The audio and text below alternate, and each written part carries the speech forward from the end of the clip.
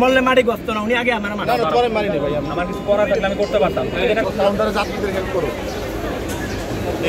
বেসরকারি ভাবে হেল্প বসো বড় ধরনের লোক এটা আমরা জানি তারেক তারেক তারেক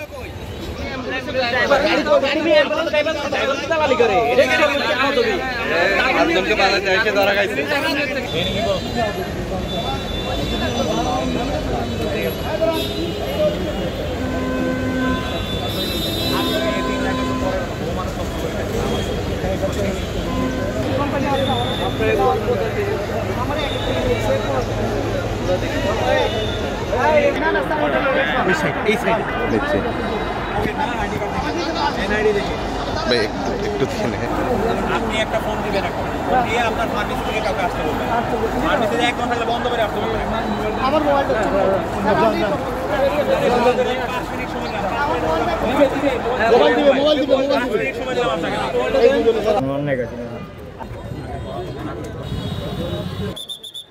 সরকারি হাসপাতালে সেবা নিতে গেলে যেসব অন্তরায় আমাদের মূলত ফেস করতে হয় তার মধ্যে অন্যতম হচ্ছে আসলে দালাল চক্রের হাতে পড়া। দালাল চক্রের হাতে দেখা যাচ্ছে যে যারা সহজ সরল মানুষরা আছেন, স্পেশালি যারা দূর থেকে আসেন, একটু রিমোট রিজিয়ন থেকে আসেন, তারা দালাল চক্রের হাতে পড়েন এবং তাদের হাতে পড়ে দেখা যাচ্ছে যে একটা বড় অ্যামাউন্ট তাদের হাত থেকে চলে যায় এবং প্রপার যে চিকিৎসা সেবা যেটা তাদের আসলে সরকারি ভাবে বলি বা জনগণের অধিকার হিসেবে, মৌলিক অধিকার হিসেবে যৌক্তিক ভাবে পাওয়ার কথা, ন্যায্য মূল্যে পাওয়ার কথা, সেই জিনিসটা তারা পান না। তো সেই জিনিসটা তারা যাতে পান এবং দালাল চক্রের হাত থেকে যাতে রক্ষা পান এবং হাসপাতালের কার্যক্রম প্রপারলি চলে, মানুষ যাতে তাদের যে অধিকার লব্ধ স্বাস্থ্য সেবা সেটা নিশ্চিতভাবে পায়, তো সেই জিনিসটা নিশ্চিত কল্পে আমরা এই অভিযানটা পরিচালনা করেছি এবং ভবিষ্যতে আমাদের এই ধরনের অভিযান অব্যাহত থাকবে।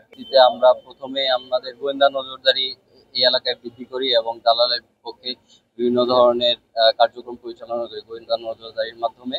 আমি সকালবেলায় আমার কিছু লোক পাঠিয়ে দিয়েছিলাম প্র্যাকটিক্যালি দেখার জন্য যে এরা কি ধরনের কাজগুলো করে। এরা মূলত যাত্রী আসা থেকে শুরু করে ট্রিটমেন্ট পর্যন্ত প্রত্যেকটা স্তরে আলাদা আলাদা দালাল রয়েছে। তো আমি চেষ্টা করেছি এদের ট্রেস গুলো ফলো করার জন্য এবং ট্রেস ফলো করে মোটামুটি আমরা 10-15 জনের মতো দালালকে গ্রেফতার করতে সক্ষম হয়েছি এবং এরা প্রত্যেকটা স্তরে রয়েছে, শুরু করে এখানকার ড্রাইভার থেকে শুরু করে একবারে ওয়ার্ড বয় পর্যন্ত সব লেভেলেই রয়েছে।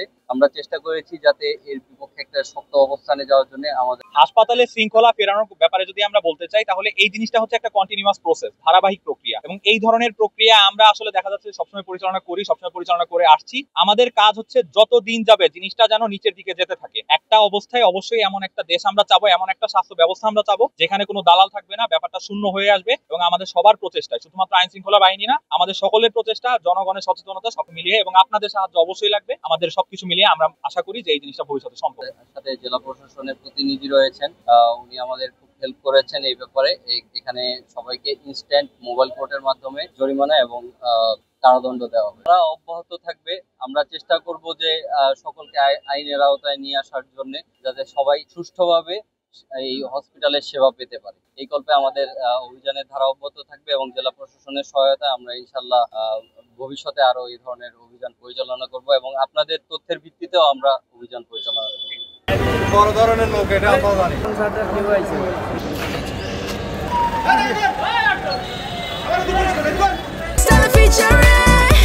Next level, well done, side by side, free.